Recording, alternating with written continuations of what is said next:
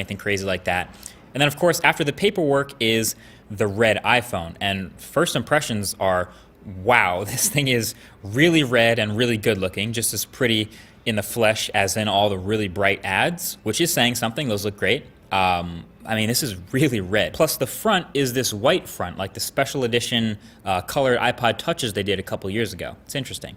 So setting the phone aside for a second, you also see everything else in the box is exactly the same. So you have the lightning ear pods, your charging cable, your wall connector, they're all white, etc. Same iPhone 7 experience.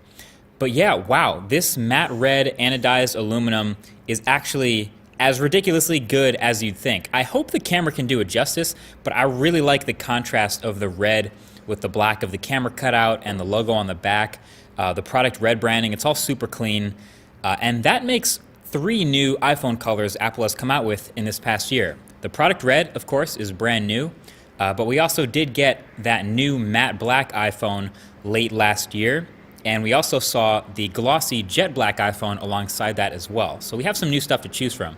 And the red color, I think, has pretty quickly moved up to the top of my favorites, as much as I like the matte black.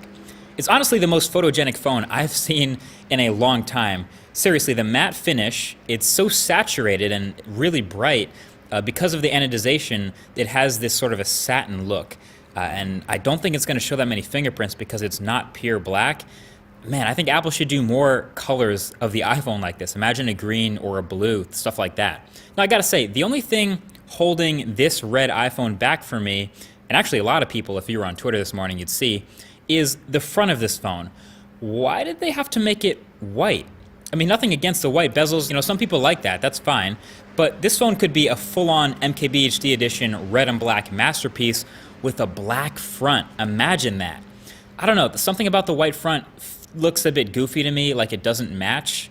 Also, the new Touch ID home button they have on these iPhones, they could have totally made this silver ring around it also red or black, but they didn't. Seems like an obvious oversight. Not a deal breaker, but kind of weird that they didn't do that either.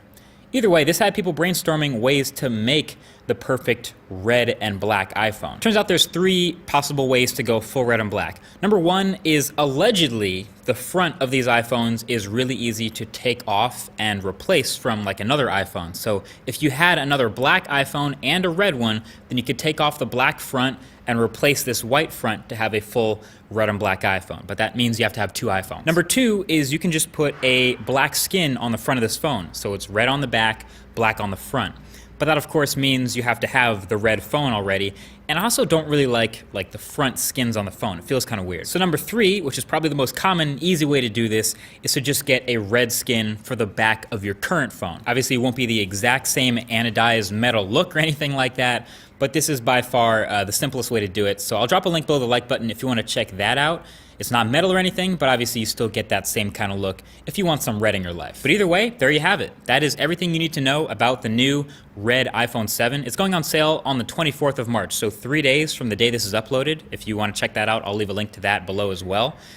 Feel free to share this video with anyone who you think would be into the red iPhone. That's pretty much it. Thanks for watching.